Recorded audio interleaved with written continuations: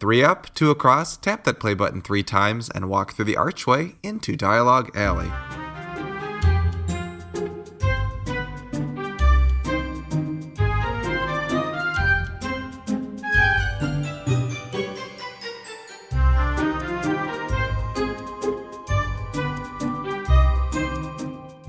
Hello and welcome to Dialogue Alley, a podcast about Harry Potter books, book translations, and all other things magical. I'm back. I'm Erik. I'm here again. And joining me is... Carly, me! And... Me too, Melanie. It's me. Yay, it's the 3 of us again. Hooray. You guys, that was so weird not being on the show last week. And, I knew you were recording and I was eating dinner and I'm like... They're recording and I'm not there. I bet it felt really weird. Ya. It did, but I listened and I thought it was great. I thought it was a great episode. I learned a lot, actually. Did you care to learn a lot, though?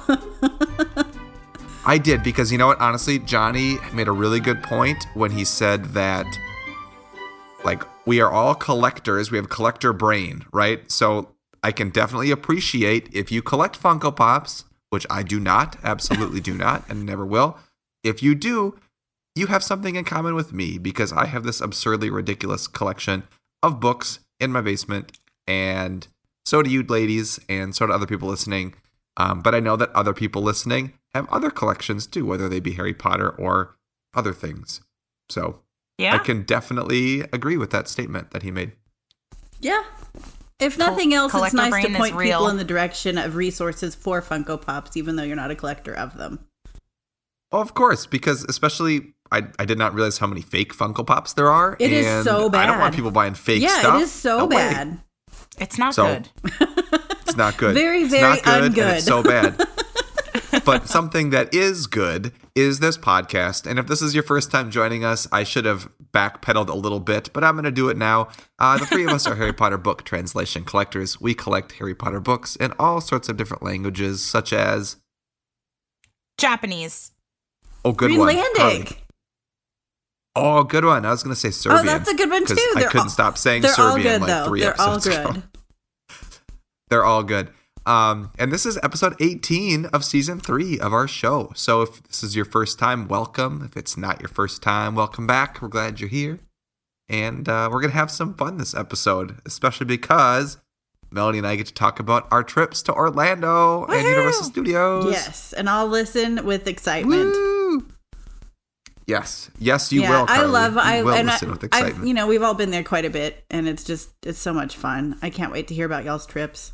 I can't wait to tell you about it. And this is honestly, you guys, this is the first time I've really talked to either of you two since I've been back. That's why I'm so excited. All fresh info. I've been so excited. I'm dying. Yeah. So we'll have a little bit of news, then we'll get to our main segment, and as always, we will end with the translation of the show, which I'm going to say it's one of my favorites, actually. I know it's kind of a dark horse. A lot of people don't like this book, but I do. So yeah, that doesn't mean it's going to get a good score on our scale, but it's a book that I like having. I mean, we were going to talk about it last week, and someone had recommended it in our Discord, and I was like, nope, no. Gotta wait for Erik. Yep. Cannot talk about this book. I think of this book, and I think of Erik, actually. It's a strong connection to you. Yay. Good, because I like this book, so I'm glad you're waiting for me to talk about it. Yes. Yeah. But let's talk about something else, and that something else would be some news.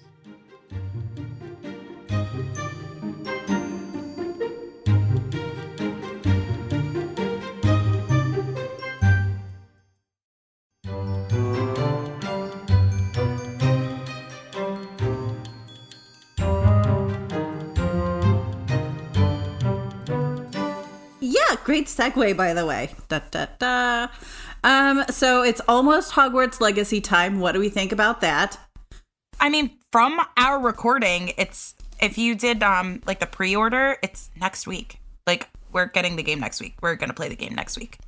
Are you super excited about it?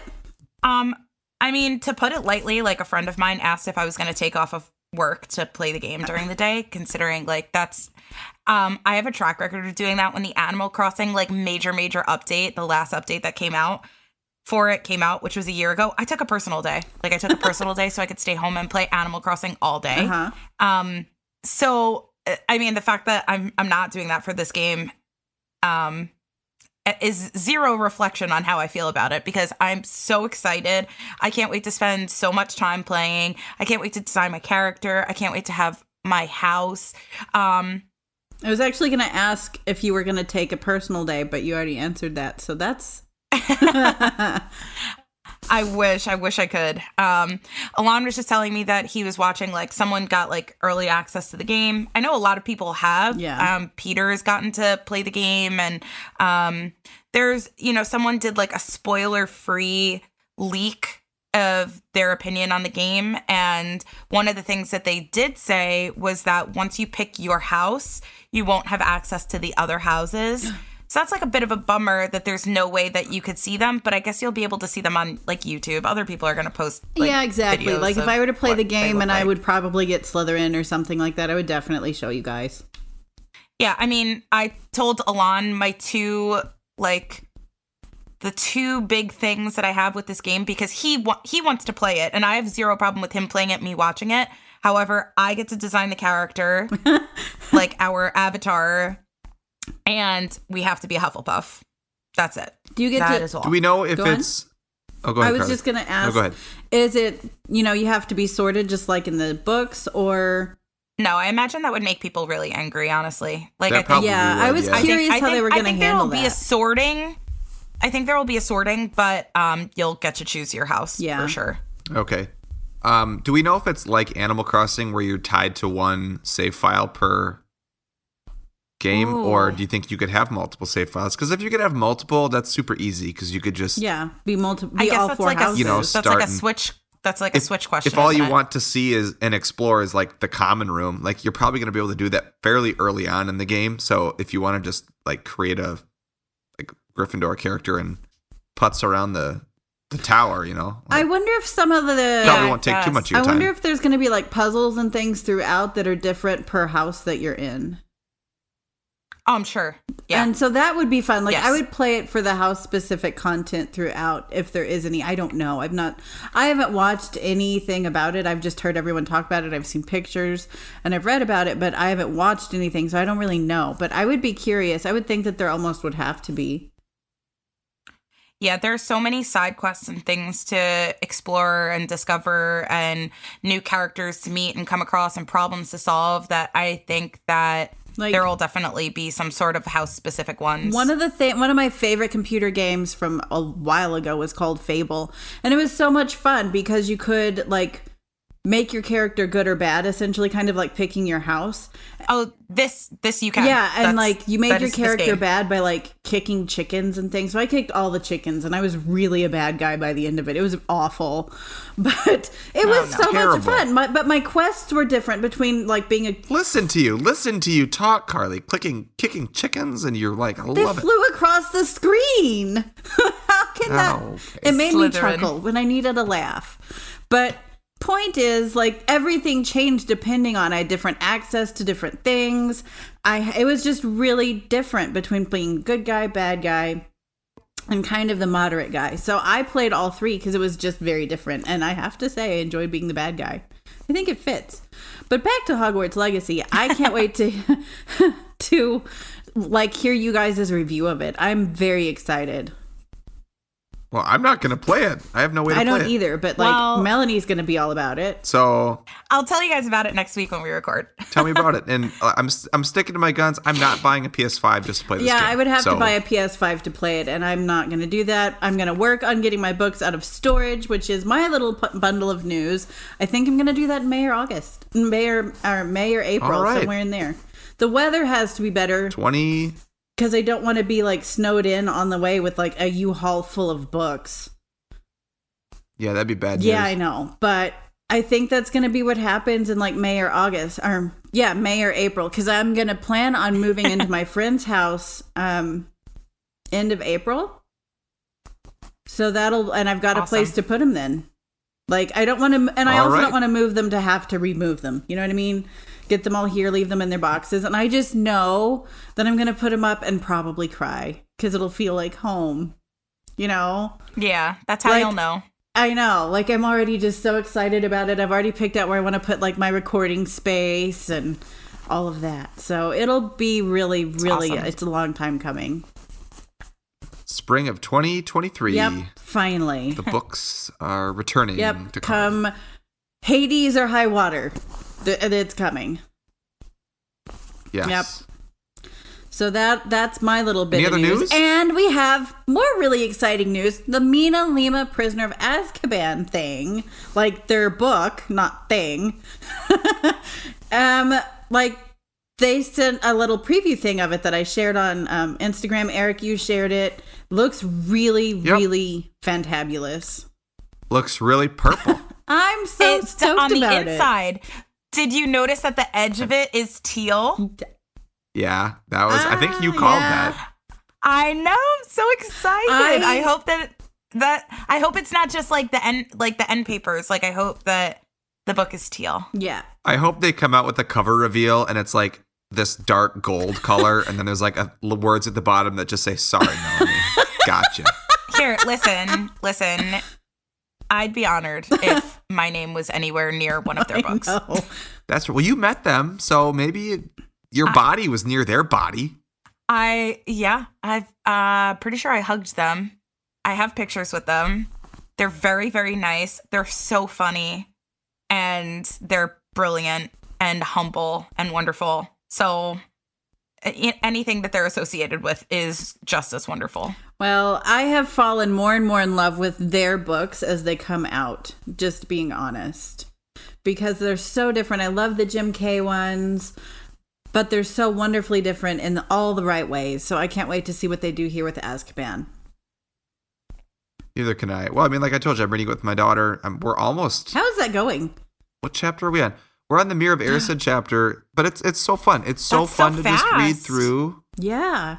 Read through the book, and she loves it. And you get to she see it through all her the eyes, stuff. kind of. So it's almost like you're reliving your childhood in a little bit of a way. Like it's all new. Oh, totally. It's all new. And I mean, she's still young enough where it's still very surface level-y, but book one is very surface level-y. So yeah, like it's not too hard to understand. Like they're setting it up that Snape's a bad guy. She's like, "Ooh, he's a bad guy," and it's like, "Yeah, he is." Oh man, you know. Stay tuned. Stay tuned. He is bad news. Bet he stole that stone. Ugh, what a meanie. You know, so then she's going to be super confused, right? Like man with two faces. Yeah. She's asked last night, how many chapters are there? And I'm like, 17. She's like, we're on chapter 12. I was like, I know. Moving right along. And it's such a good, quick read. Moving right along. It really is. Like, it's just fun and delightful.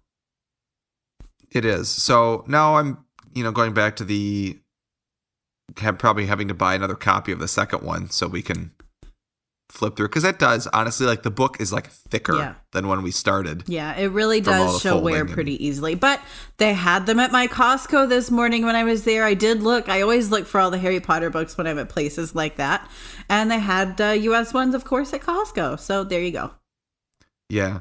Yep. So that's probably the plan. I already have a book 2, so I was debating getting a signed book 2 and then letting her use this other book 2. But you don't want to let her use your signed one. Already know that answer. No, well, okay, Carly, that was not what I suggested at all. Don't go there. You need to get a signed one for yourself. Like if you're just having a copy for yourself to keep on your shelves, it might as well be signed. Especially then do I have when to it's get a signed one for all of them for like $70? It's the cost of a new book. We always say Who it's the cost of a cares? new book, but plus shipping. It's the same thing. We're telling you the news.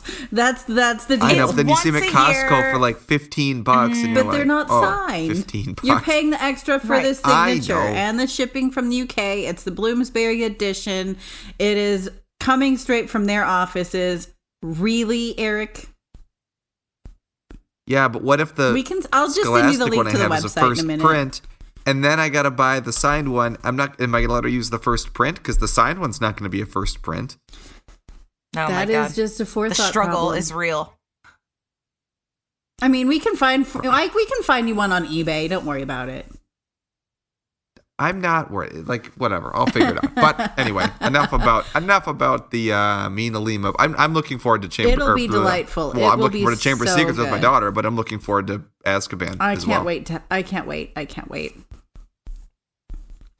And I think, do we have any more news, or shall we go into the main segment? Guys, can I talk to you about something that's not Harry Potter news? just because I can't stop thinking about it. I'm going to do it. I have been reading for the past like week the new Harry, the like Prince Harry book. It still has Harry in it. It's called Spare. Oh, yeah. Have you heard about it? I have it on Audible. Yeah. I've been listening to it on Audible. He's the reader. I can't stop thinking about it. I can't stop thinking about this book. It is so good. It's so good. Yep. I've laughed. I've cried. I don't know. It's a British Harry, so I figured like it was okay for me to talk about it. You know, and it's a book, and it's a book, so it's like close enough to our podcast. But I can't stop thinking about it. I'm like, I took the long way home today, hoping there would be traffic so I could finish it. I have 20 minutes left. Oh wow! It's always tomorrow. It's so good. I have like a secret obsession with the royal family just because, well, it's not really the royal family. I have a secret obsession really with Princess Diana. Yeah, because we have the same birthday. So I kind of feel very connected to her. But also like, I'm so just interested in this book. So if anyone wants to talk to me about this book, I've read it. And I need to talk to people about it. It's so when good. When I finish it, we'll chat about it. I need to make a channel on the Discord called Talk to Melanie about royal family. When I finish the book, we'll chat about it because yeah. What are you up to? The intro. Come on. I know. Intro. That's like where I'm at. That's as far as I'm at. Is 4 miles. So even when I take the long way, it's 5. Oh my gosh. And even with traffic, it's so short. So But yeah, I've been looking forward to this book, so I can't wait to get further into it. My best friend Jess, she is like about where you are in the book, and she's been texting. She's like, "Are you further in? We need to talk. Are you further in? Because she's obsessed with Diana too, and she loves Harry. And she's like, I have so many things to say. We've got to talk about it. So I'll get there soon because she's pushing me along too. Oh my gosh, it's so good. Okay, sorry, we could talk about Harry Potter things now. It's just I had to talk about what I love really quick as an aside. What I love is when I know Melanie is excited about a topic that's new, she has this higher pitch like, oh my gosh, and then just goes into it like it never fails. So I knew when she started, I was like, oh, it's new things. It was a whole new topic. I know.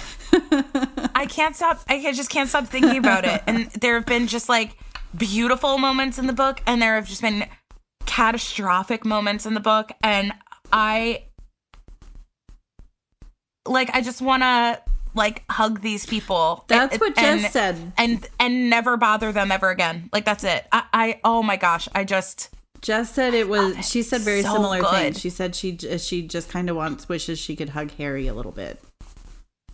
Oh my gosh, it's crazy. Okay, back to the main segment. We've got trips to talk about. I'm sorry. Trips to talk about. I just had to get it out. I think that was it for our news. So we could go right into like deep Harry Potter main segment content. Perfect.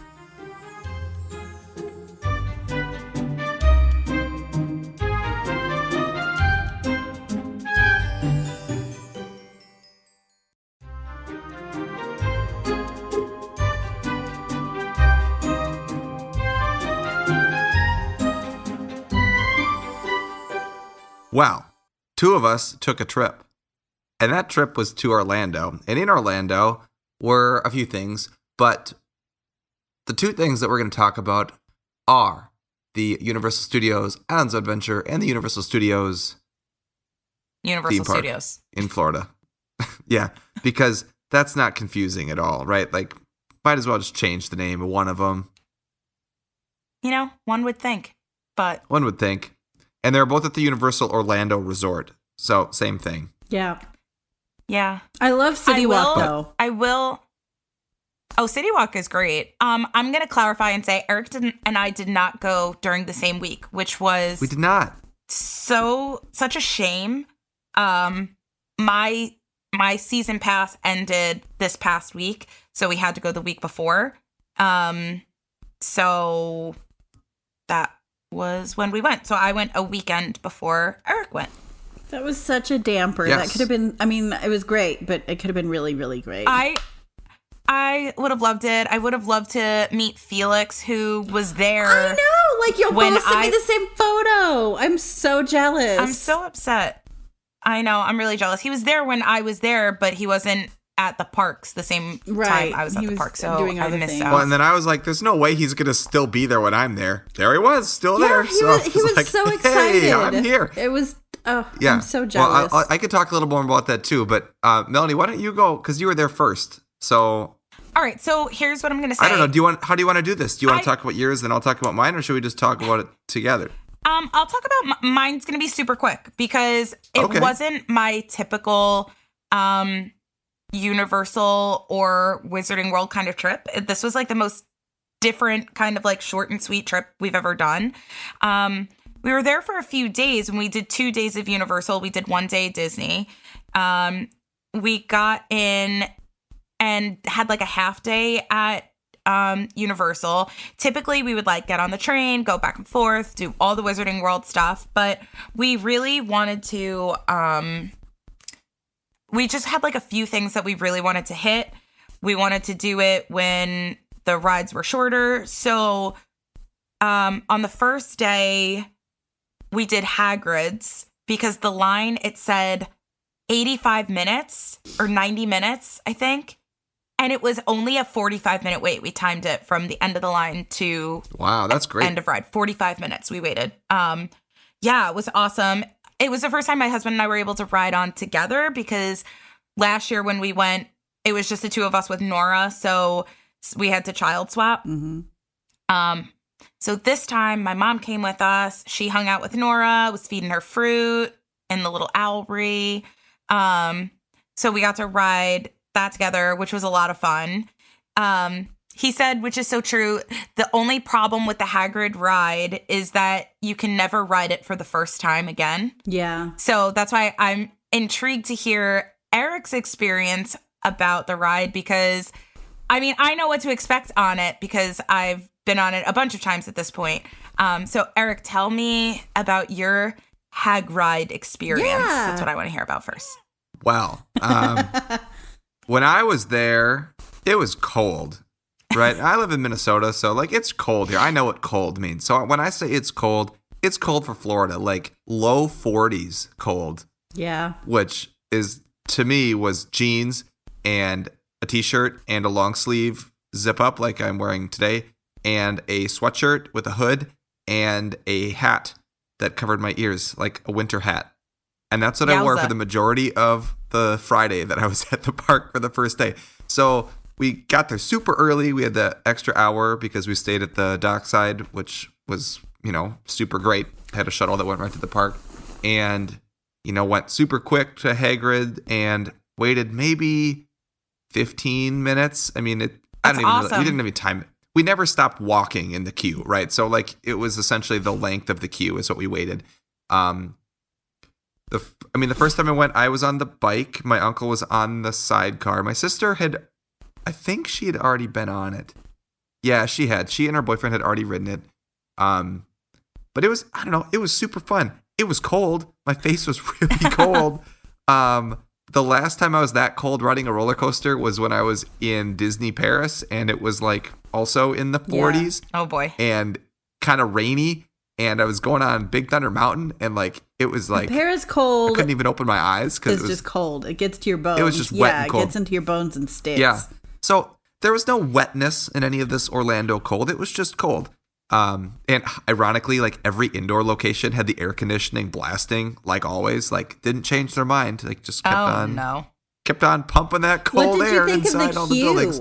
Like walking through the queue, because it's so I loved it. So, I mean, I've been on Dueling Dragons, and I've been on Dragon Challenge, and now I've been on Hagrid. So I've been through that queue 3 times in all 3 iterations. Right. Mm-hmm. It's very hard for me to like,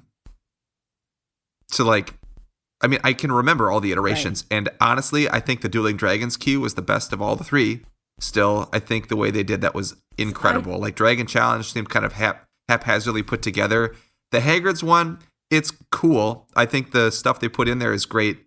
But it's still, to me, like, it was made for Dueling Dragons, and they had to kind of just retrofit and put stuff where it was. I never got to see the pre-show. Like, I went on it 3 times. I didn't see the pre-show any of the 3 times. Like, it was just Fang putzing around in the room, and you walked right through. I did a cartwheel It's in the cute. room because it was totally empty. So I did a cartwheel in there. I've never seen it that So that was empty. fun. Wow. My Yeah, shortest so, line I mean, has we been wanted like a good 45 time. minutes. And I was thrilled. I mean, it got busier throughout the day, but we were able to get there right away in the morning. So anyway, the ride, I was on the bike and it was a blast. Like it was super fun. You know, I've watched the POVs that Peter made, and so I kind of knew it was coming, but it was still great. And like, I don't know, I got off and it was a big smile on my face and it was super great. So after that, we went immediately to the Hogwarts ride, the Forbidden Journey. Yeah, I don't need to do that ever again in my entire life. Like, Isn't it weird how, like, as an adult, like, you look at rides differently? I could ride with, like, the best of people, but I feel like once I turned 30, it's like, bam, you're 30. Bam, motion sickness. if there's a pair of 3D glasses and it's not a roller coaster, I'm like, nope, I'm done. I don't need to do this ever again. And it was such a weird feeling because as I discovered on this trip, like, I mean, I get slightly motion sick and I always have with 3D rides, but it's never been debilitating. But it was a hard, like, nope. And like after the first set of screens, when you're on the broom, I'm like, nope, I can't do this anymore. And so then the rest of the ride was just like, keep it together, man. You can do it. Don't let it ruin your day. But it's an amazing ride. And, you know, if you've never been on it, it's worth doing one time. I love the queue. I love walking through. The queue is better than the ride for me. I mean, I agree with that 100%. I think the queue's better than the ride. What's so weird is I don't get motion sick on it. Like, I get motion sick on a boat in a lake. Like, count me out. And I have to be out. We have to stop. And then I can, like, look and fish, and it's great. And motion sick driving in the mountains. If I'm not the passenger, I can't go around in a circle. But that ride is like, fine, great, let's go all the time. And I don't understand. And that's, I think the thing is, I know I'm not moving forward. I know that. Like, I know I'm moving sideways the whole time. They can blow as much air in my face as they want. I know I'm not moving forward. And it is very apparent that the projections are not, like, the quality of the projection is great. It's like, I think it's up to 4K now, but the footage that they filmed was not filmed with the 4K camera. Right. So it's still not as clear. You're not wearing 3D glasses. Thank goodness. They tried that in Japan. Oof. And like everyone puked. And so like they were like, nope, bad idea. We're taking 3D glasses out. But no, it was fun. I'm glad I did it one time. I have a pretty good memory, so I don't think I need to ever do it again.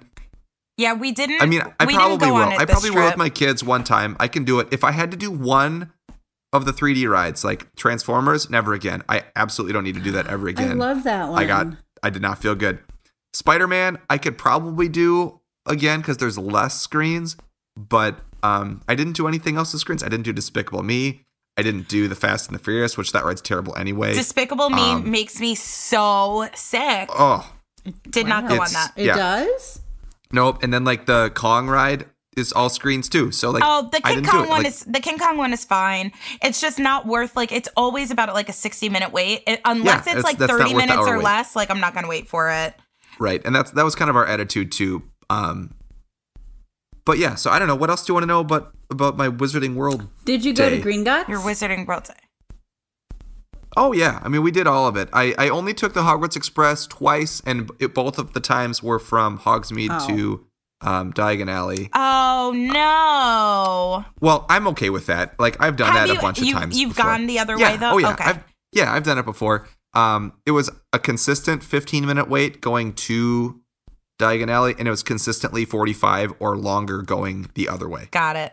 And I'm like, nah, like, that's okay. You can walk it in 20. Yeah. Like, it. Oh, yeah. Like, and yeah, so we walked it. I don't know. The only zonkaroo, I guess, in the Hogsmeade side was that we had lunch in the Three Broomsticks. So, like, that morning, right, we went to Hagrid's, we went to Forbidden Journey, we waited for Velocicoaster, which was a little over an hour. It broke down a couple times while we were waiting in line, so it was longer than it should have been. So that was kind of a zonk, but whatever. Went on it, front row, first time. It was fantastic. Like, tears froze to my face because, like, it sucked all the moisture out of my face because I was in the front row. Oh, and then they froze to my face immediately. I had tears coming out of my eyes because I was crying. Like, the second the ride stopped, there was so much adrenaline going on that, like, I was laughing. I was laughing and screaming and crying the entire time. Like, when I'm nervous, I'm a nervous laugher. So when I'm scared, I am like belly laughing. I'm very fun to go on a roller coaster with because I'm like hysterically laughing the entire time. But at the end, I was just so spent from that ride. I was hysterically crying. Oh yeah, like it takes a lot out of you. Oh like, my God. It's incredible. And like you said, there's no like replicating that first experience. I honestly think my first time on the Velocicoaster to me was like way more memorable than the first time on Hagrid's, just because of the adrenaline. Like you don't get the adrenaline as much on Hagrid's. It's more of a family ride.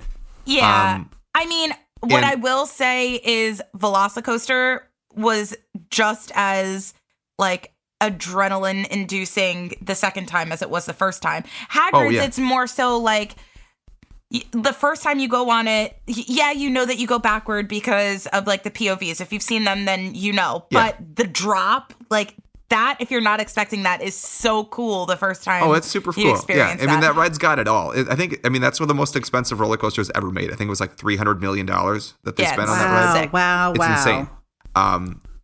So it's fun. But yeah, Velocicoaster was amazing. And then we went right from that to go get food because we were like, okay, we've been like jostled around. We need food. And that's when I saw Felix. I was waiting in line for the 3 broomsticks and saw him. So that was fantastic. Super cool to meet people in this community, right? Like, was it really easy to recognize him? Like, I would think that I would recognize both of you immediately. Well, yeah, and he was wearing a bright orange shirt, so like that was really easy too. So it's not a problem. But I told him I was waiting in line to get into 3 broomsticks, so that was cool. We just did a quick hi, and then 3 broomsticks was slammed, and it was like 10:30 and just packed. And I don't know what was going on in the back, but it took an hour for hot butterbeer. And they kept coming to our table and being like, we're so sorry, it's going to be just a few more minutes. And like, we'd finished our food and they're like, we're so sorry, it's going to be a few more minutes. And they did that so many times that it was over an hour. So we didn't get out of there till almost like 11:45. And we finally got it. And I tried it and it was okay. It's probably my least favorite of all the versions of it. I would say at that point, it's not worth the hour. But like if you had gotten it right away, it would have been like so satisfying. I feel like you would have had you needed a different experience. It was freezing. It was so cold. Like we're literally sitting there like shivering, like shivers. And we're like, oh, this is going to feel great. It's so warm and hot and we're cold. And we sat by the fire by the cauldron and the fire wasn't even firing. Lame. But yeah, I didn't even finish it. I drank like half of it and it was so sweet and like too rich. And I was like, I don't like this as much as I thought I would. And I threw it and it was that was kind of sad. That was another thing. So that was the major zonk of the day, was the hour-long wait for the butterbeer. And I get it. Stuff happens. I used to work at a theme park. Stuff happens. But I wish we would have just bailed on it and been like, no, just bring us the regular. That's fine. Yeah. Yeah, that was, I guess, not a zonk for our trip, but this was the first time that I went to parks that I didn't eat at the 3 broomsticks or the Leaky Cauldron. Whoa. And I know, and just because like timing wise, it just like didn't work out to do so. I think we were so hungry when we got off the plane that we ate at the hotel before we went to the park because we were just all starving. The baby needed to eat. So we got like cruddy hamburgers at the hotel. And then we got to the park and we weren't hungry. So we didn't want to like force ourselves to eat. I don't even remember for dinner we ended up going to Disney Springs. So we ate dinner at Disney Springs where the food's so good. So Disney Springs it was delicious. So that was fine. But like I'm looking back and I'm like, oh my gosh, I can't believe I didn't eat like my fish and chips and I didn't get to drink my fishy green ale. Right. My fishy green ale. That's like my signature drink because I feel like I'm like the only person on the planet that drinks that. It's so good. But yeah, it feels weird. I did have some butterbeer because Alon got butterbeer and had to get butterbeer. So we shared. We had some butterbeer. But that was really it. I think even on Sunday, which was our last day, we kind of just like moseyed and dawdled throughout. And we went on ET because Nora was able to go on it. It was the only ride in both parks she was able to ride. She was just tall enough, which I'm gonna say this. She was tall enough to go on it. Thank goodness. They did not measure her. they didn't check her. Like, I checked and asked. I checked as we got to the beginning of the line. I said, hey, is she tall enough? Is she going to be able to ride? And the lady just goes, I think so. Have her stand here. And then she stands there and she goes, yeah, she should be okay. And I'm like, no, I want to know that my kid's going to be okay. And I also don't want to wait 30 minutes on this queue to find out that she's not tall enough. Right. Thankfully, I would say she was definitely tall enough. She wasn't chunky enough. Like, she's a really petite little kid. And like the lap bar came down and there was definitely a lot of room where I'm like, I was still like clutching onto her during the ride. She loved it though. Oh, that's awesome. So that was great. Like, I really just wanted to do things that she would be able to do. I wanted to ride the Hogwarts Express. Didn't ride the Hogwarts Express either of the times that we went. Were the lines just too long? Yeah, actually, we were going to ride it on Sunday, and the line was like 45 minutes from King's Cross to Hogsmeade. So we didn't end up doing it. We went on Gringotts. Nora took a nap. I hid a note for Erik, and we got ice cream. That was our day. That was like pretty much all we did. And then we ate turkey legs. So I didn't even like... Turkey legs are delicious.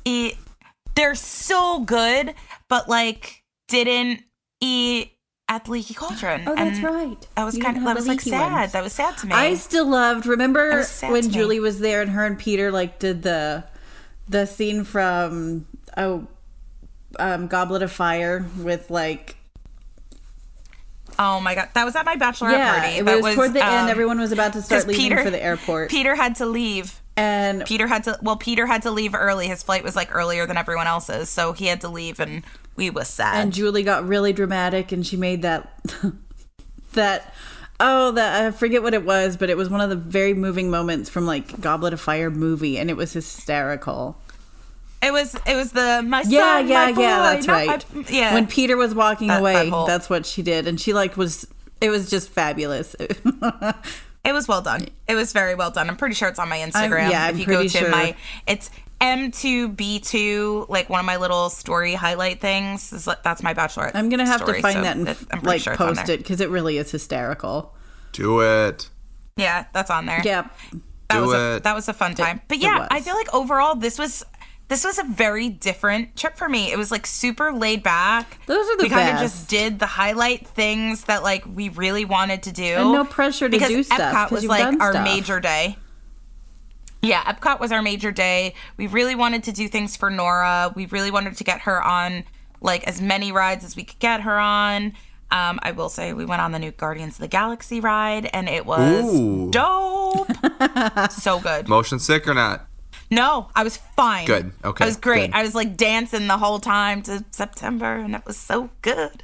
Oh my God. It was so good. Oh, you got September as your song? Yeah, it was great. Oh, lucky you. Oh, it was so good. So good. We loved that. And Nora loved her. Guess what her favorite ride was? This is not Harry Potter. This is Disney stuff, but I'm a Disney nerd also. So is Erik. Like, we have to talk Disney. But guess what her favorite ride was? Small World. Living with the Land.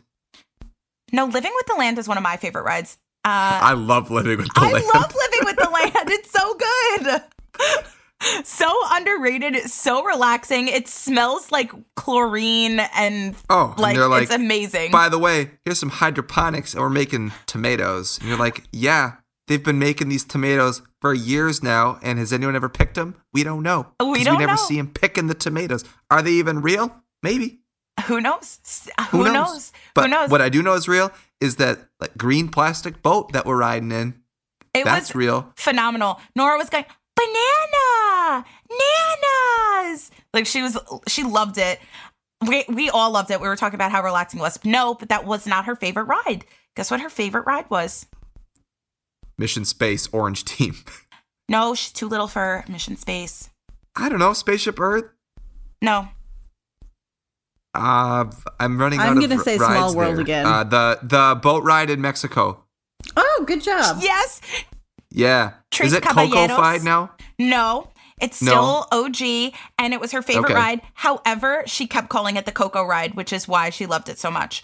Like, as she's going through, she just keeps going, Coco, it's Coco. And Coco's her number one favorite. No matter what movie comes into her life, Coco is her number one. She was obsessed with the Coco ride. She's still talking about it 2 weeks later. Yay. Coco ride, Mom. Like, yeah, we did. It was very apparent to me on this trip, like, that I will probably not go to Universal again for a while because unless you're a certain height, there's not a lot for you to do. Like, nothing. E.T. And even if you are a certain height, everything else that there is to do is, like, aggressive and could be terrifying. Like, there was a kid that was barely tall enough to go on Hagrid's the second day. So the second day we went, same thing, right? We booked it right to Hagrid's, got on even faster than the first day. Family in front of us got lost in the queue, so we had to like redirect them, the first timers. And the dad and the son were able to go in the front row. And then the kid and the mom, the younger brother, like he had a freak out panic attack, like getting on and was like, I don't want to go. And the people can't make him go. They're like, we can't make him go. Right. So I don't know if he ever ended up going, but he was just tall enough and he was just freaking out. Like, this is crazy. Because, I mean, you see it when you're walking by. Yeah, it's not scary. like little relaxing. I mean, even Flight of the Hippogriff, which is like total lame sauce. When you look at it, it's tall. If you're a small person, like it looks kind of intimidating. So, you know, and Universal rides, especially because they're all like movie tie-ins and all the Universal properties are pretty like, I don't want to say scary movies, but more intense movies. Every Universal rides theme is like the same. Like, oh, everything's great. Something horrible's going wrong. We need you to save the world. You're going to die. Oh, you pulled it out and you're okay. Thanks for your help, everyone. Like, that's the plot of almost every really ride true. at Universal. That's really accurate. You know what's accurate. funny is I had the realization of that this past trip. I was like, wait a second. Everything is like something terrible is going to happen. And oh no, wait, everything is going to be fine. Right. Yeah. It's like, oh, Men in Black ride. We're just going to give you a tour. Oh, actually, no, there's aliens and it's up to you. You alone can save us. And yeah, Transformers. We need some of you recruits to get out there and save the Allspark or we're doomed. I know. It's like I saved the world. Spider-Man got out there, times. like saved. I saved the world so many times, you guys. I'm surprised they did not like build a statue of me out front of the parks. Like the only ride I did not save the world on was like the Rip Ride Rocket, pretty much because there's no story on that ride. It's like, hey, you like rides? You like music? Come ride this. And listen to music as you do it. And listen to music. Did you go on that, Melanie? No, I honestly, and here's the thing. This is the other thing. I've been on it once. I couldn't figure out what song I wanted. So I ended up with, oh my gosh, what's the song? I want to rock and roll all night. Yeah. Rock and Roll All Night. Right, okay. By Kiss. Yeah. Yes. But it didn't get to the chorus until the end of the ride. So I was like, yeah, finally getting into it. And I'm like, okay, it ended. Also, I don't really love roller coasters that go upside down that only have a lap bar. I need some like 1990s technology of at least a buckle.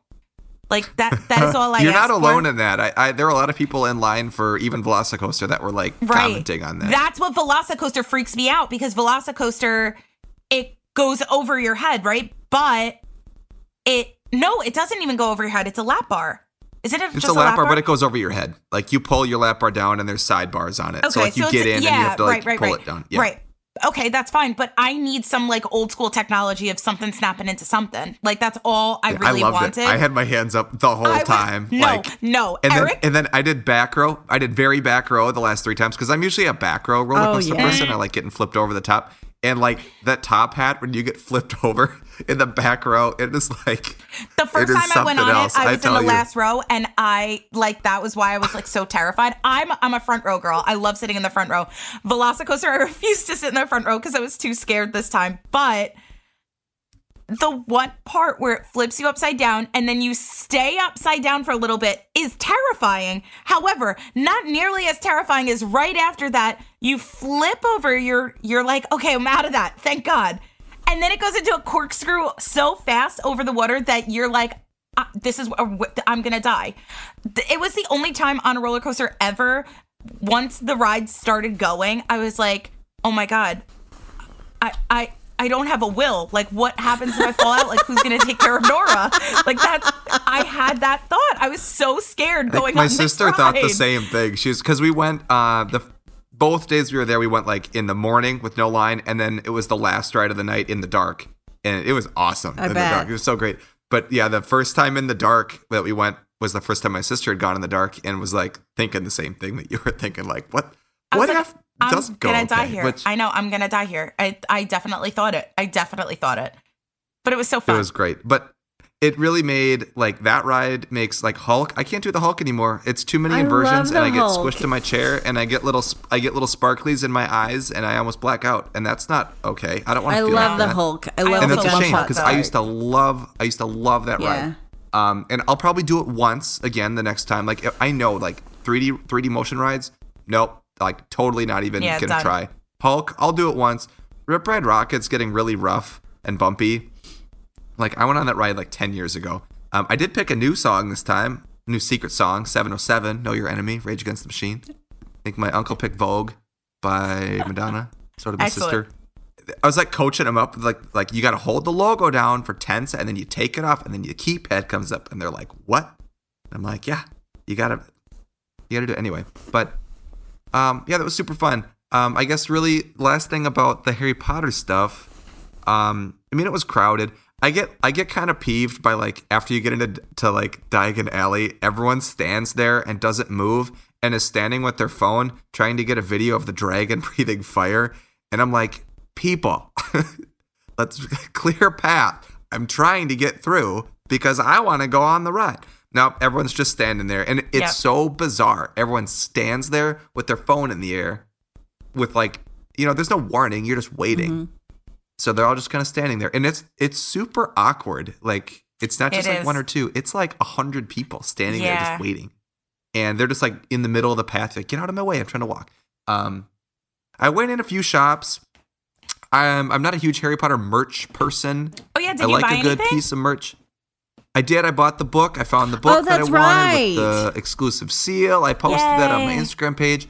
That was great. The shop at the front of the park in Islands of Adventure did not have the seals on the book. I know. It was just the books. Only Dervish and Bangs. I call it Bangs because I think it's fun to say. Dervish and Bangs. Dervish and Bangs. But they had them, and they were behind the counter in, like, the tiny back room, and there were hardly any of them left. And I don't know if they restocked them or not, but they didn't even have all 7 books on the shelf. So I don't know if that's going away or not. 100th print with the foil thing on it. I was so excited when I went there. Nice.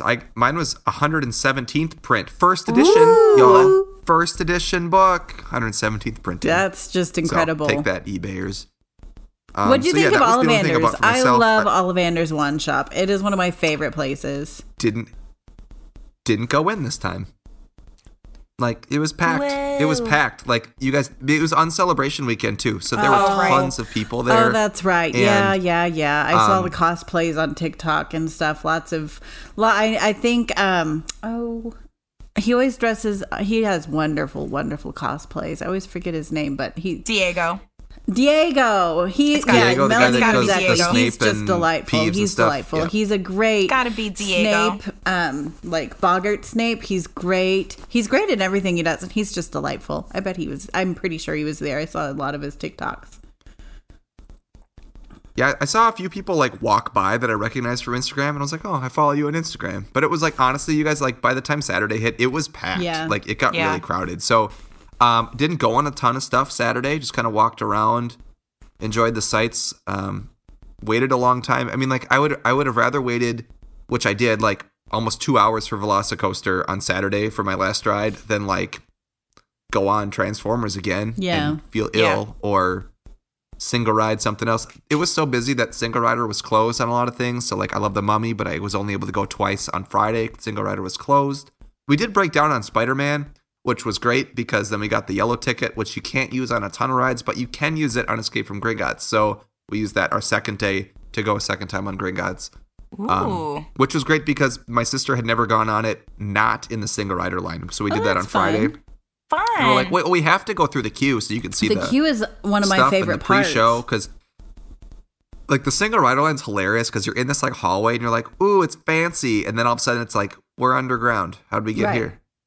You're like, oh, right there. When it stopped being fancy and it started being undergroundy, that's when we went underground. You're like, oh, okay. Missed the elevator. Missed the elevator scene. So that was cool. So she got to see that for the first time. My wife and I had seen that before. So really, like, didn't do a ton of shopping for merch. I bought my wife a mug. I bought my daughter a Pygmy Puff. I bought my son a Spider-Man mug with his name on it.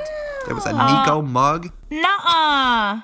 Amazing. Did you go into a magical menagerie? Which is like, yeah, briefly. I did. Yep. I know Melanie Pygmy did Puff because that's slippers one of in your there. favorite stores, if I remember properly. I know, because my mom was looking for a creature from one of the new Fantastic Beasts movies, which she thought that they had there, but they did not. The Thestrals that they have are gorgeous. I didn't see those. So cool. Those are really cute. Okay. And like I said, it was packed. Like, you could not, like, peruse the shops. Like, some of the shops had lines to get in. And I'm like, nah, I don't need to because I'm not looking to buy anything I don't in there, do so. lines to get into things except for the ice. Except for Fortescue's. Ice cream. Yeah, totally worth it. Oh, my goodness. Yeah, we got ice cream. Actually, my mom's ice cream was a lot better than mine. I got, it was like a chocolate raspberry one. And it was good. But my mom got clotted cream, which was great. That is always a good one, yeah. So good. Nora really liked it. I loved their strawberry peanut butter thing with the cookie crumble. Oh my goodness. I know. I'm allergic to peanut butter, Oh, so no, I don't can't do that. have that as much as I That wish. is not the place. As much She as I said wish I peanut could. crumbles, Melanie. Peanut crumbles, not peanut butter. I said peanut butter too. Yeah. It'll still that'll still Totally different. ruin my day. Okay. The only thing that I bought, I had one thing that I wanted. I had one thing that I bought. I was very good. I wanted one of the new wands. I wanted my new wand. Oh, what'd you think of the new wand? Which one did you get? They're gorgeous. Oak. Had to get oak because oak is my wand. And it's beautiful. I think it's so much more ornate than the original oak wand, which that one's kind of like styled after the handle of Hagrid's umbrella, which Hagrid's wand was oak. Also why I'm like, oak wand. Also, my husband's name in Hebrew means oak tree. So just oak things are, Oaky. Yeah. And that's okay. Oh, it's your dad joke of the show. Okay. Way to sneak it Nice. in. Did you go to Nocturnality, Melanie? I did. That's where I hid your note, Eric. Yeah, I know. And it was not there. I'm so It was upset. not there. It was in such a good spot. And it was, if you came in from the back way, like your eyes are so disoriented from it being so bright to being so dark that you would never think to look there. And But my sister made a great point, right? Which I was very shocked at, but was very true.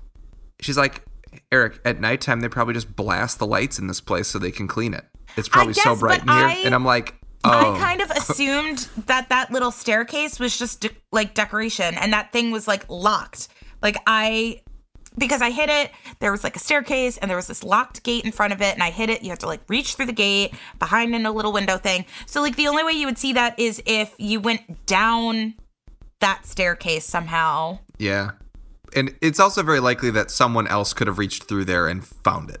Like, there were other people reaching into the gates. I guess, not but that gate, but like the other gate. I didn't really But know where else I was to disappointed. hide it. I know, I was so bummed. I know. But I did write in the note, I was like, hey, Eric, hope you're having a great time and a purely magical trip. This is what I wrote. Hope you're having a magical trip. You're an awesome podcast co-host. And talk to you next week back on the show. And then I wrote, P.S. If you're not Eric, please listen to our podcast, Dialogue Alley. Oh, see, there you go. That's what I wrote at the end of the note.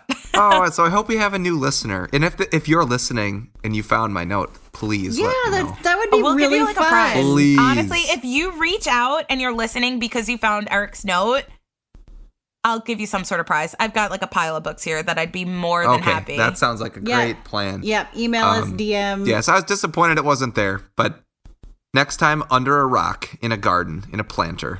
I know. I was like, while I was online for Gringotts, I was like, oh, I could easily just like bury the note right here. But then I was like, No, I gotta find, like, it had to be in Nocturne Alley. Like, I had to put it in Nocturne Alley. Your Nocturne Erik had to do it. I know. Next time. I'll get him next time. Don't worry.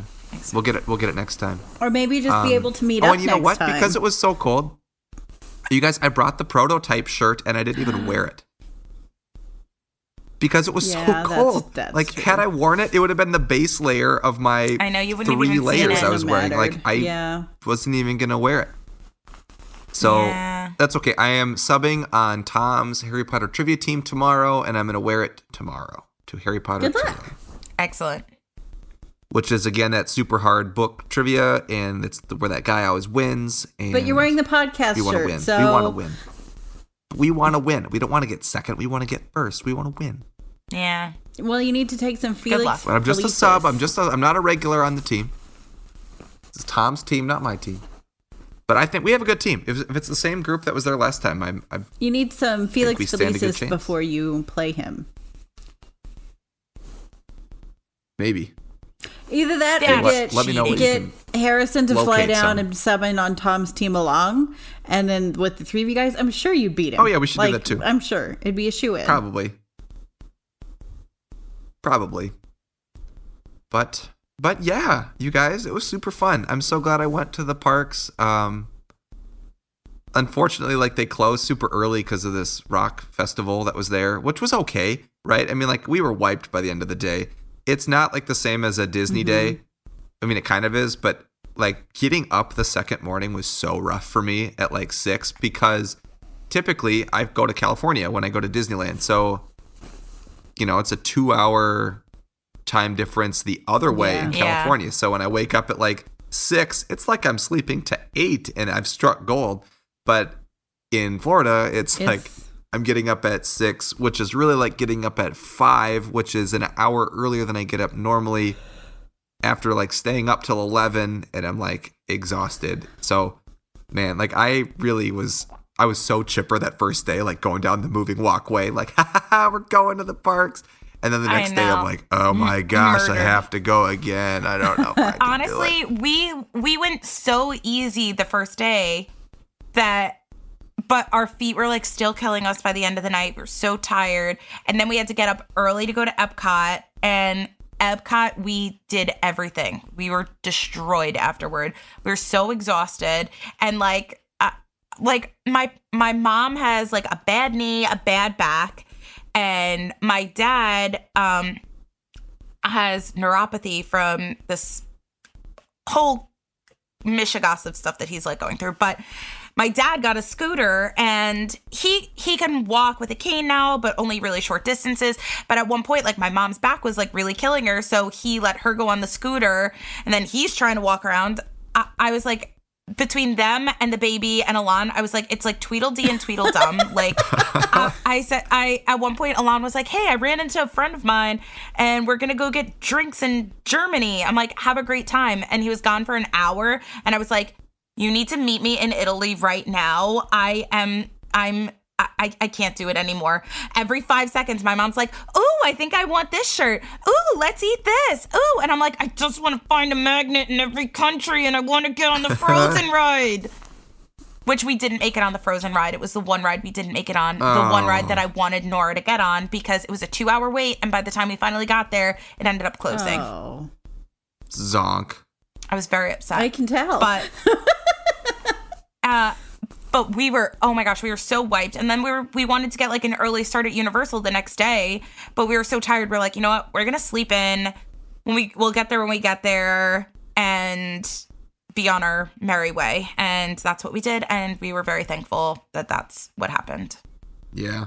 I think teachers are great because we get the summers off. But if we go now, like I just did and had to use, a personal day and make it a 3-day weekend trip instead of like a longer trip, it's like, man, instead of doing like Park Friday, Park Saturday, home Sunday, like getting there Thursday night, it was like a sandwich of speed and chaos.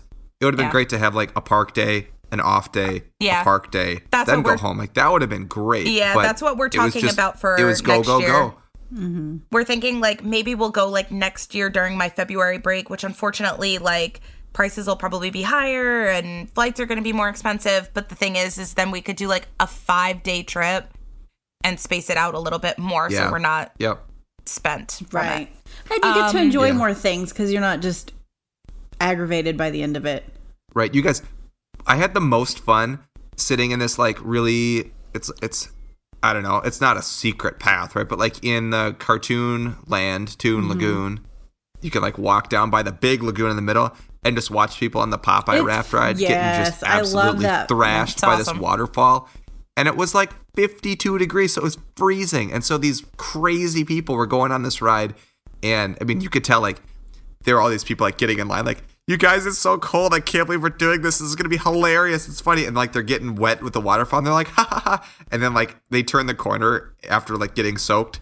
And like everyone's just like, oh, that was a bad idea. I shouldn't have done that. That's actually really good for the park though, because everyone's and they're buying off the new ride. clothes. They're like trying to get dry and they're like shivering. Oh, I know.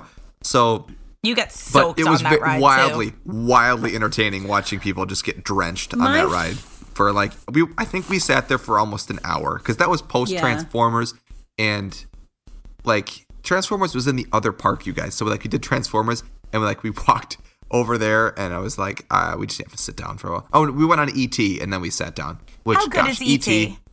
Gem. He didn't say my name. He didn't say anyone's name in our entire car. Ours, he said all the wrong names.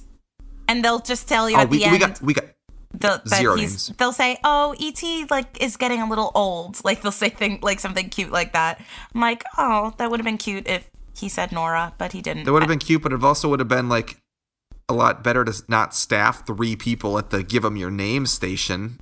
Like if he's not working properly. I know. But you guys, I love waiting in line for that ride. You're like in the forest. Oh, like it's that's so so great. And it made me really appreciate that Disney rides are more like real life 3-dimensional set pieces and not screens. And a lot of Universal rides are screens. So that's why ET is so great is because it's not. It's more like a Disney not ride screen. kind of. It is exactly. So I think overall I'm still like Disneyland, California, number 1 for me. Obviously, it's my number 1 place to go. I mean, you can't beat the theming of Wizarding World, right? That's just it's so immersive, right? It's really great. But there's a lot less to go on at the Universal parks, really. Like in terms of like as a family, family. That's the thing, right? Yeah. Like I if you were to ask me pre-Nora, like I love Universal and it's so close to my heart, but since I've had a kid, like I am so much more team Disney, and I've always been a huge Disney fan. I've always loved going to Disney. It's always been like a huge part of me, and I always make like such a big deal out of it whenever we go. But this was my first time in Epcot in over 10 plus years, maybe like 15 years. And I love Epcot. I've not been. And just seeing everything through Nora was like probably really special. And she could go on almost every ride there. And she got to meet the princesses, and she got to meet Princess Anna, Queen Anna, and Elsa. And she got to meet Mary Poppins. Like, it was so cute. She had such a good time. And I feel bad bringing her to Universal because I feel like I'm dragging her along, and like all she could go on is ET. Like, my favorite. That's it. I mean, like my daughter's 5. She could go on everything at both parks in Anaheim except for 2 rides, and she's 5. Like, that's insane to me. She could go on Guardians of the Galaxy, Mission Breakout. She could go on the Matterhorn bobsleds and Space Mountain, and both the Star Wars rides, and like it's just crazy. And then, like, she couldn't go on 2 things that you had to be like 50 inches tall or 47, and that was it. Otherwise, it was every single ride. And not only could she go on every single ride, all but Guardians of the Galaxy, she loved. She loved every single one of them. She didn't like Guardians of the Galaxy? Mission Breakout, up and down. No, she doesn't like the tummy tickling. Oh. My favorite. Yeah. And she's like, I liked everything about it except for the up and down part. And I'm like, well, yeah. And she's like, I liked the people and the music. I'm like, oh. Okay. But yeah, I was feeling the same when Universal. We actually ran into my mom's like oldest best friend with her husband, who I did my student teaching with, who was hilarious. Like, Ooh. getting off the Velocicoaster, they were there. And I was like, this is crazy. And it was just the two of them. Like, they're both retired and like they're down there. And it's like that seems to be like the group you go to the park with now is like older kids or your significant other or your friends or like my hodgepodge of family, like older family that I went with this time, my uncle, my sister, her boyfriend. Grown-ups. Like it's more of like a grown-up park, right? Yeah. It's a grown-up park. You can buy alcohol at the parks, in both parks. City Walk's kind of like an edgier... It's an edgier Disney Springs. Yeah. I would say my funnest... Which, in Orlando, that's a great option to have because they're so close to Disney. So, they should cater towards a different audience. It is nice that they have, a different experience. But overall, I really did love my trip. I had a really great time. I'm so glad. I was just going to say really, really wish fast. it was a little more relaxing, but otherwise it was awesome. My funnest time at the park was the last one that I took, which was pre-COVID now. But it was just walking around the park and enjoying being immersed in like the magic of it. It wasn't necessarily for the rides. Because I love the rides, first and foremost. I love them. But I've done them. There was no pressure to do them. I just wanted to go and like be magical, basically. So I think... yeah, like that was my most fun. It was just kind of adulty things, adulty time, hanging out with. Yeah. I met up with some people that were adults. I would think bringing a kid, though, to that park would be hard because the rides are mostly not very super kid friendly. So I could see where both of y'all say that. No, they're not. But going there has like reignited my spark of the love of the following YouTube channels, which I highly encourage you to check out. Defunct Land. Have you guys watched Defunct Land? It's like all rides that used to be in theme parks. And so there's a lot of them in Universal. There's a lot of Disney ones. It's a great channel. And then there's Expedition Theme Park, same kind of thing. It's like a focus on like older theme park stuff that's no longer there. And then Yesterworld is one that's mostly Disney stuff. But like those three are awesome. Because I love like nostalgic, like old retro Disney and Universal stuff. So they had a ton of retro Universal merch, which I didn't buy, but it was super cool. So like I was like, I gotta go watch some of those Defunct Land videos and like learn like remember the Earthquake ride or the Twister ride. I loved Earthquake and Twister. Twister blew off my grandma's wig when we went on it. It's just so funny. Oh, that's hilarious. Oh, that's a great story. So, and Jaws, I watched the Jaws one last night too. Fun. It's hilarious. So yeah, encourage you to watch some of those. I remember really the fun. Jaws ride. I went on it in Universal California. That's part of the tram tour in California. Okay, cool. And it still is part of the tram tour, so you can go on it. So with all of that being said from our trips, I think we should quick talk about one of my favorite books before we call it an evening. Yeah, because we could talk trips the whole night, like honestly.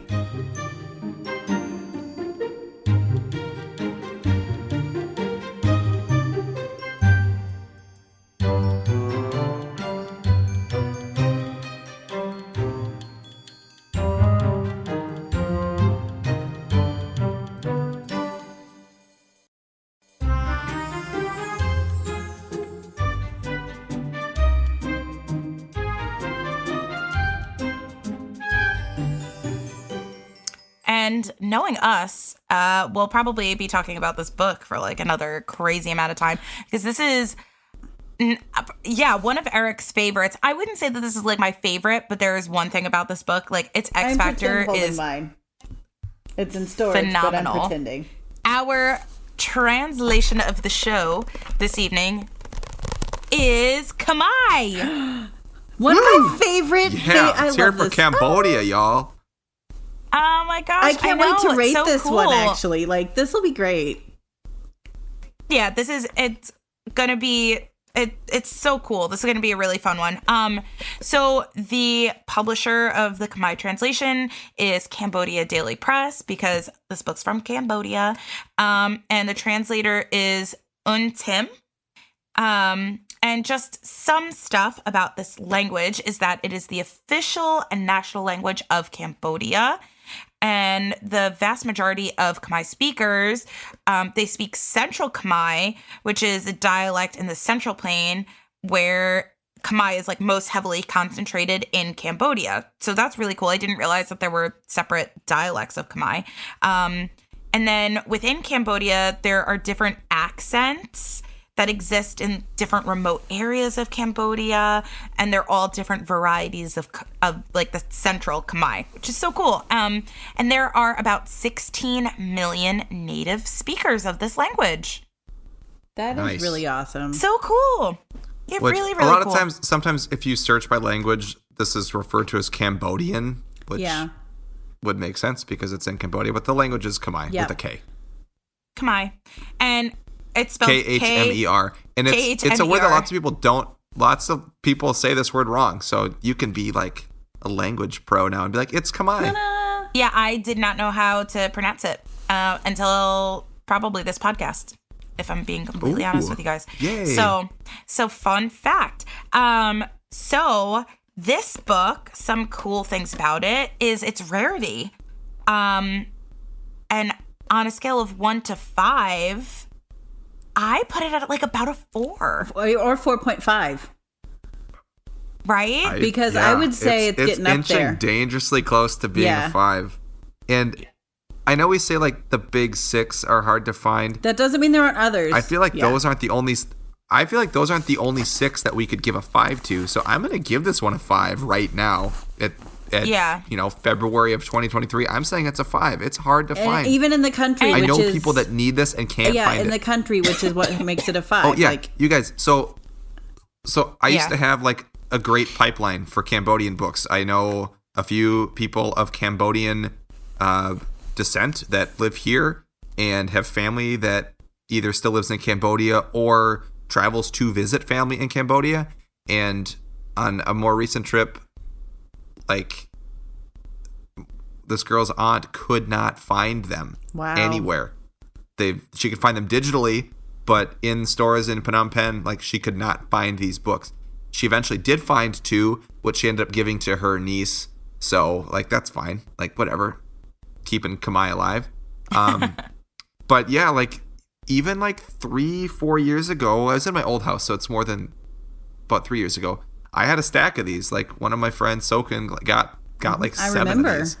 And Carly, and we sold them and like helped people get these books that were looking for them because shipping from Cambodia was super expensive. Yep. So, this last time his friend that's back in Cambodia can't find him either. So, and that's books 1 or 2. Oh wow, it's like both. They only have 1 and 2, and they can't find either. So, I'm still looking, but yeah, these are people that are like walking around Phnom Penh and can't find these books. So, yeah, I don't know where they all went, but I know they're not in print anymore. Like, I think the publisher is either defunct or they're just not printing them, period. So, if I remember properly. Yeah, it's hard because so there are like a few like red flaggish things about Khmer Harry Potter books. One is, this is something that we've mentioned before, is if only books 1 and 2 of a language are printed, chances are it's not being printed anymore and you should get those books. And we say that about what other ones are only 1 and 2? Luxembourgish, for the longest time was only books 1 and 2.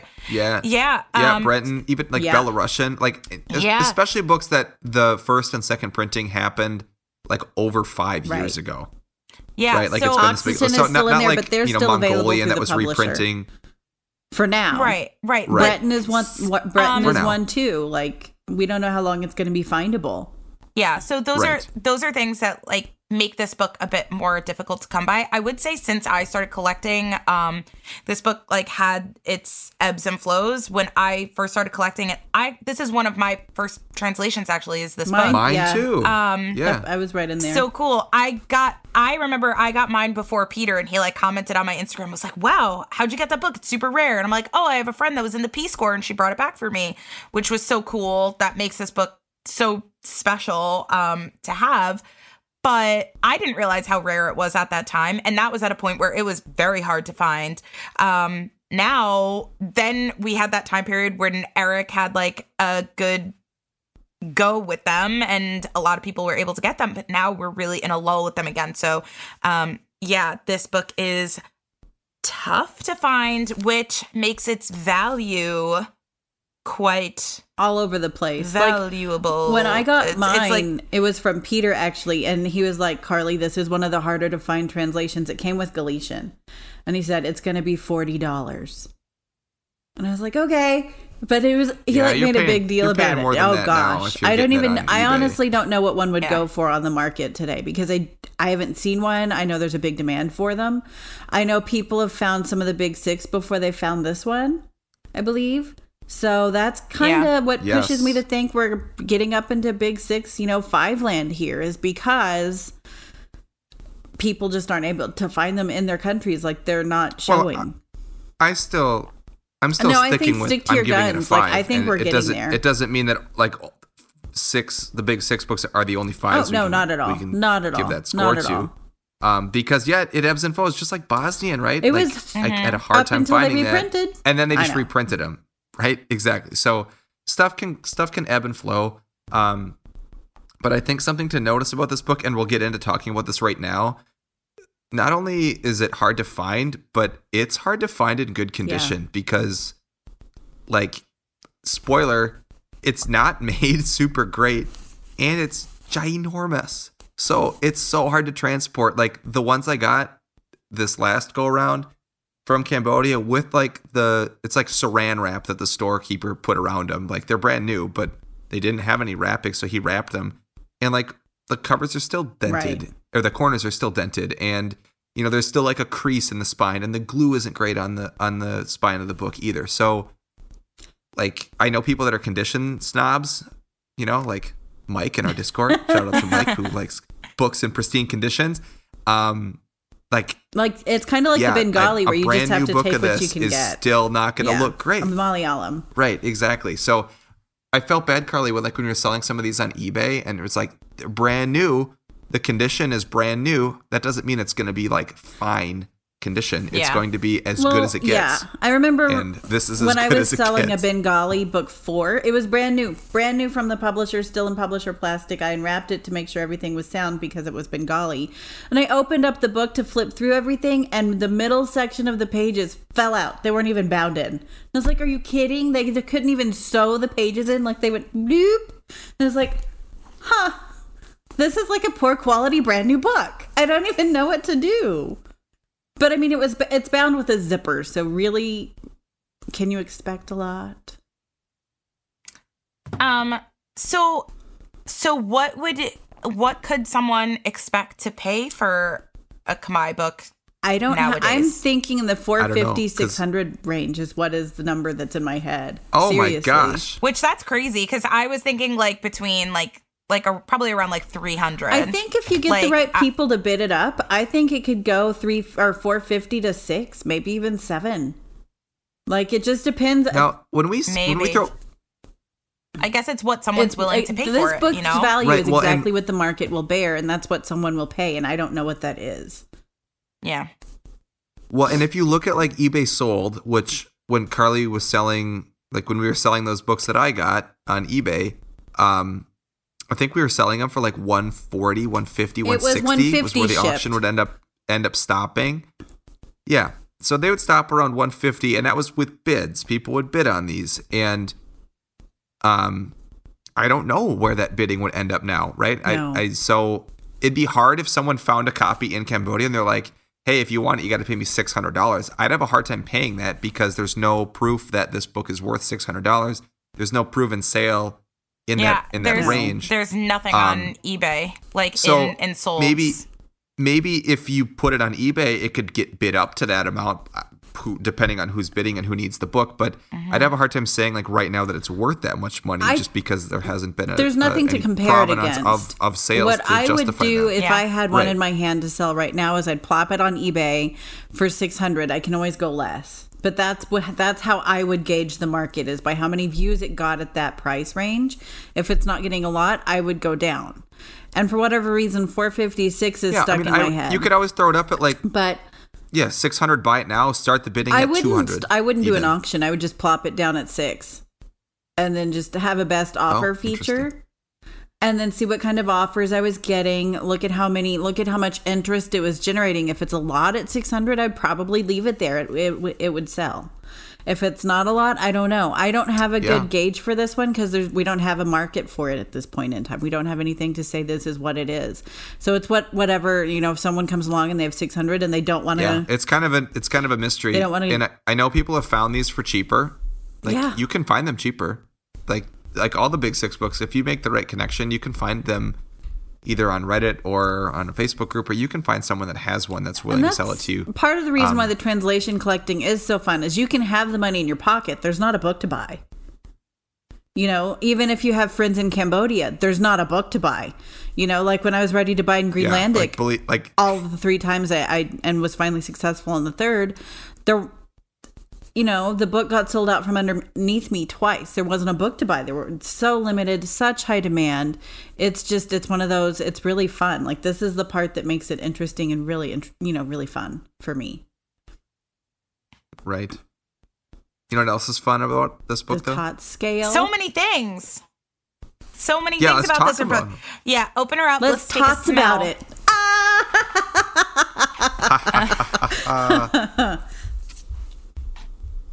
So I'll smell. It definitely has a smell. I'm gonna say, I don't know if I like it. I'm gonna give it a pour. It smells like clean glue, which is a pour to me. No, it smells like glue. It doesn't. To me, I smelled it and got a bad taste in my mouth. I honestly can't remember what this one smells like, so probably not good. That's why I'm smelling one of my tarot decks right here. But if it smells anything like this tarot deck, it's really awful. So I'm going to give it a pour as well. I'll stick with the consensus. Okay, right. Pour. Here's the thing, guys. Size and proportion of this book, if you guys don't also give it an outstanding, I'm shocked. I mean, it's an outstanding because proportionally it works. However, it looks like a giant the coloring size book. of this thing, I do not love it. The size of this thing is huge. I think we need to post pictures of that. It's bigger than my head, you guys. Like I could hide. Like this book is outstanding. I'm hiding behind the book. Can you see me? Can you see me behind the book? This book is massive. It's so big. I love it. I love how big this book is. It's outstanding for me on size and proportions. Absolutely. And not it's only a soft cover too, by the way. Can you hear it? And it's and it's so thin. Like for being as big as it is, as tall as it is, as wide as it is so skinny. I know. I love the size and proportions. I also love how y'all are Phenomenal. flopping around a book whose value we don't know. It's wonderful. I'm pinching it very hard as I'm flopping it. Meanwhile, I'm like, blah, blah. But it's so floppy. It's delightfully floppy. It's just, I know, amazing. How it feels in your hand. I mean, it feels like you're reading a magazine because it's so large. Yeah. I would probably also give it an outstanding. I love for a paperback, it just falls open. Like, oh wow. See, I don't like that it feels like a magazine. So I love it does fall open. It's easy to be read.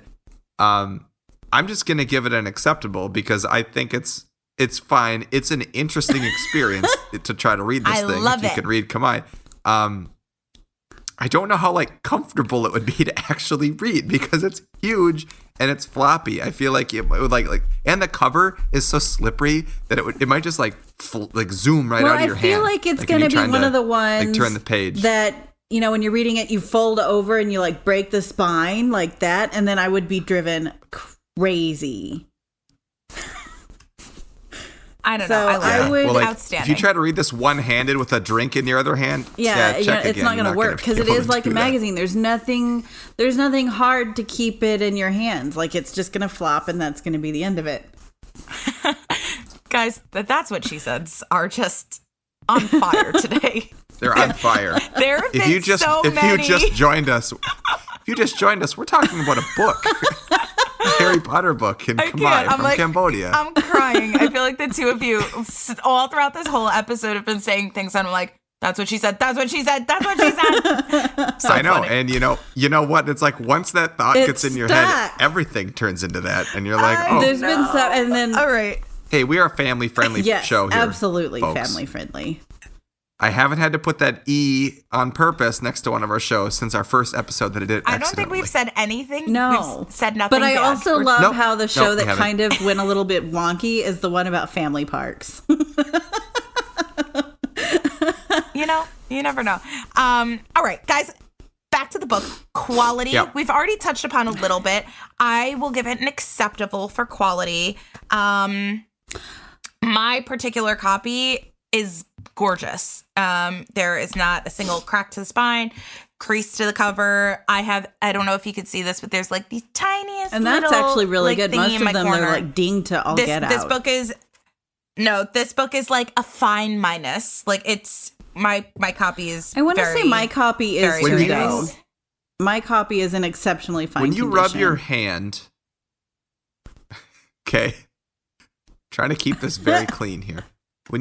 If you take your hand on the cover, like your thumb, and you like slide it towards where the pages are, is there like a little lip on your cover? Yeah, mine too. And I don't like that. I think but that's so you don't get a That's spine crease. prevention. No, on the front.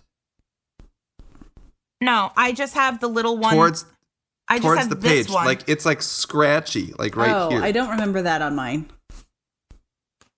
No, so mine is smooth I don't know if like mine was butter. always like that. Remember, I had 6 of these at one point, or maybe 5, and I already had one of my own copies, and I like looked through all 6 and kept the best quality one, which was this. And I think it might have even been the original one I had. And there was something about all of the books I had in front of me that was better than a different one for whatever reason. Yeah. And so there was these trade-offs. So like this one, the corners aren't bent at all. However, the spine has like a really weird like glue bubble on the top, which makes it kind of like go out at an angle. And it's got this weird cover lip on the front and back. Like it just seems like it's like it's not peeling up, but it's starting to kind of like fold up. So this book looks great. If you're looking at it, it doesn't feel as great, but I because all 5 of those books had something better about it than the next one. Like I'm giving it a poor for quality. I just don't think the consistency, having seen 5 of these in a row, like and see, I'm right there with Eric because I quality. helped him sell off his, and I've seen mine, and I've seen some other people's that either showed them to me or whatnot. And I just have to say I'm right there with on the poor. I mean, the paper is there, the ink is there, the things are all there. They're just kind of there, though. Like I would say poor overall. It doesn't stand up to being read very well, and that's one of my tests. Oh, and you know what else? Yeah. I'm going to mention the pages, like the bottom of my pages are starting to get like a little black just from being on my shelf. Like they show I don't think they have any kind of like, coating. I don't think there's easily. any kind of coating in the paper. No, there's it's no just coating at all paper, on which these is why pages. I think it feels like a giant coloring book. It's just your plain paper. Yeah. When we finish, I have a little few things to add, kind of rumors about this book. When we finish our tot scale. All right. Okay. Cover art, interpretation of the cover art. I'll give it an acceptable. I mean, looking at it next to like the original first edition of Sorcerer's Stone, the colors are really bright and vibrant, which is nice. The logo is like a very bold yellow, but there's nothing really on it that screams Cambodia or Khmer except for this little, like, has just Khmer writing at the top. But other than that, I think because of the fact that the book is so big, it's a nice example of the cover art because it's so big. It feels like a poster. That's a good way to look at it. It really does. So I would say that's like pretty nice about it. I like how bright. For me, like the is. color palette reminds me very much of Filipino, like with how Melanie said how bright it is. That's very accurate. It's very bright. The colors are very vibrant. They're in your face. It's saturated. Yes, it's very well saturated, and it reminds me a lot of the Filipino cover, which is a much smaller book, but it reminds me very similar of like the colors used on the cover and the bright yellow. Yeah, I mean, I think the quality of the image is great. Like, it's not fuzzy or anything. It looks great. I think everything's in the right spot because it is literally the English cover. Yeah. Right, except for that tiny Khmer writing at the top, and then it's got the Guardian quote on the back, which was going to be my X Factor, but I guess X Factor. Oh, sorry. Come on. Okay, you can pick the Guard. I'll pick a different one. you can have the Guardian quote. Well, that was also mine, so we can all have the really, same X Factor. That's really random that it's got the Guardian quote on the back of this Khmer book. Yeah, I feel like that's just the overall X Factor is that it has the Guardian quote. Like, it does have I love that. It does have the flaps, the inside flaps with the art on it. Which I think is hilarious that the price on the inside, do you see what it says on yours? 60 cents. 60 cents. Not bad. Or 2,500 reals, which is not a lot. And like my book on the sticker on the back is $2.50. Yeah. Which like I don't know if that even is accurate to what I don't even think it's what the person paid for it. So yeah, who knows how much this book actually sells for in stores. But I think the cover art, I'm giving it an acceptable. It didn't do anything wrong. It doesn't bring anything extra, but it was fine. I don't know if I said it, so I'll say acceptable there as well. Okay. Yep. Triple A. Yep. There we go. Ah. And yeah, again, we already mentioned the X Factor, which is the new thing that we've been saying. But the X Factor is definitely the fact that it has the Guardian quote on the back, which if you don't know what that is, it is a quote by the Guardian that is found. Yes. What is the Guardian? They guard things, Eric. It is a new. It's a news source. I'm just being dumb. Yeah, I was gonna say I'm being obtuse. Which, if you read Spare, you'll know all about the press in the UK, because that's so much about what this book is about. Okay. Oh my God, please read it. Okay. Yeah. So, and what I was trying to say about the Guardian quote, what's so cool about it is that it's on first edition, first printing of Harry Potter and the Sorcerer's Stone, the US book, but then they quickly changed the quote. So it's kind of cool that that's the quote that they featured on the back of this translation. I think that that's the only translation that has that, which is, that has the Guardian quote. I don't have my books to look through, so I don't know. I think it is, but now I kind of want to go through all of them and check. And it's in English, right? Like this book, everything's in English on the cover, except for this part that they added. That's not in English. I don't know. So, I don't have my books to look at, so I don't know. I don't know. To be redundant. I just can't recall it. I just don't recall my X Factor is that this is like one big boy. Well, what I do love is that you can pick the book out from, like, when you're looking at your bookshelves, you can easily identify Khmer. You can be like, that's them. There it is. Wait, I have one other X Factor that we didn't mention. Is it going to be the one that I'm also going to mention that I'm thinking of? Is it this? Yes. It's that book 2 is UK cover art. Bengali's the only other one that I know weird. that does that, where they flip-flop between US and American, isn't it? No, they do that with Macedonian. Oh, that's right, because they switched publishers. Macedonian as well. This one they didn't. But so cool. I love that. They kept the same publisher. I love and that. flip-flopped. But it's so fun. It makes makes you want to have a book too, because the set's so weird. I know Eric already knows that I want a book too. When he finds one. I have a book too. I know. I have a spare, but Johnny's already claimed that. So that's okay. He can have it. Waiting to hand it to him. I know. That's okay. I'm Next looking. time. You guys, I'm not giving up looking for these books because I know people want them. I'm not in a rush. So really quickly, some things that I've heard about this book.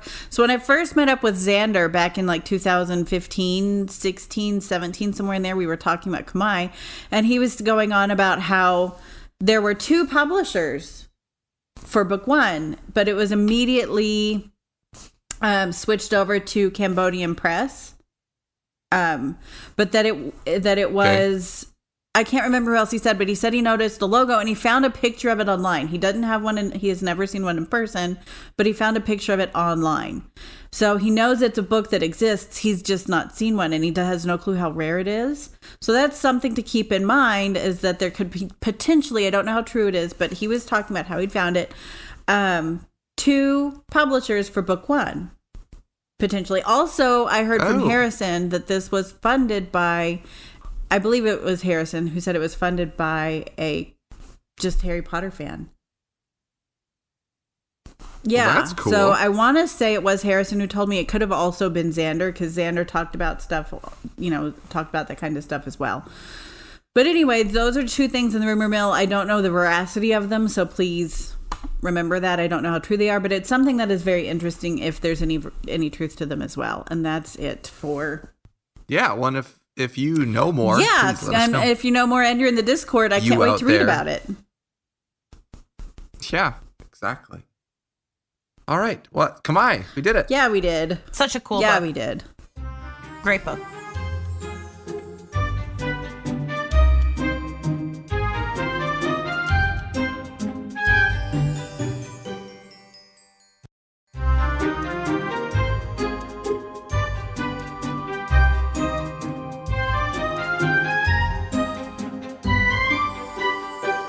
All right. So that is all the time we have today. If you'd like to get in touch with us, you can do so in a many number of ways. One, Instagram. We're on there. Carly's at All the Pretty Books. I am at Nocturne Erik. Melanie is at the Harry Potter Collection. Carly has a wonderful website, which is alltheprettybooks.net. Melanie has an equally as wonderful website, which is theharrypottercollection.com. I don't have a website, but we could pretend that my website is dialoguealley.com, but it's not. That's the podcast website. So go there. If you want to do more podcast stuff, there's a website for that. We're on Twitter, Dialogue_Alley. We have a Facebook page.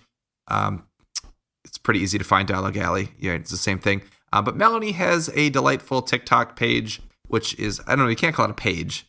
TikTok. It's a TikTok. Yeah. I don't know. A TikTok account. Yeah. That you can go look at and listen to, which is the Harry Potter Collection. You can find this podcast, Dialogue Alley, anywhere you can stream things, Apple, Google, Spotify, you name it, we're there. If you find it when we're not on, please let me know because I don't even know how to get on anything else. We're on everything. But another place that we are on is MuggleNet. We are a MuggleNet podcast. If you'd like to listen to more wonderful podcasts about Harry Potter and Harry Potter stuff, you can go to MuggleNet and listen to any number of wonderful things, including Alohomora, which Melanie has been featured on as a guest, which was super cool. And it's a very fun podcast to listen to. There's a lot of hosts on there, guys. A lot of hosts. Something new every time. Something new every time. There you go. Our Instagram for this account is at Dialoguealleypodcast. You can also email us at dialoguealleypodcast@gmail.com. We love hearing from you guys, so you can engage us on either our social media or send us an email. You can also leave us a review if you like to. If you're listening to us somewhere and you're like, hey, I can take 2 minutes and write about what I think and submit it, go ahead and do that. But if you don't want to write a review, just leave us some feedback via our social media account. We are fine with that too. Another place that you can engage with us is in our Discord. And if you'd like to join our Discord, you can support us on Patreon by going to patreon.com/dialoguealley. For a small monthly contribution, you get access to a really amazing community of Harry Potter fans that share one love, and that love is the Harry Potter fandom. Second love is probably Harry Potter translations. People like book collecting in our Discord, but that's not what it's all about. There are people that aren't book collectors in our Discord, and I think they are having just as jolly of a time as the book collectors. Absolutely jolly. Spiffing good time in our Discord. Pip, pip. Pip, pip, everyone.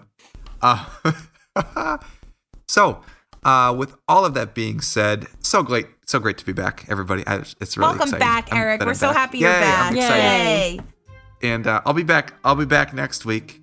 But well done without me. And really, honestly, Johnny, who was on the show last week, did an awesome job. I learned so much from him again. So I didn't ever get to say thank you, because I wasn't here. But thanks for being on, Johnny. He's just a wealth of knowledge. I could have sat and listened to him all night long. Oh yeah. I mean, I love listening to collectors talk about collecting, really. That's what I learned. Tell me about collecting baseball hats, baseball hat collector, and I will listen. And I will have an appreciation if nothing else, for it. Learn a new way to source stuff. So I've learned so many new ways of sourcing things from people that aren't Potterheads. For sure. So, with all of that being said, thank you so much for listening, everyone. It is time to walk back through the archway and into our daily lives, and we'll catch you next time. Bye. Bye, everyone. See ya.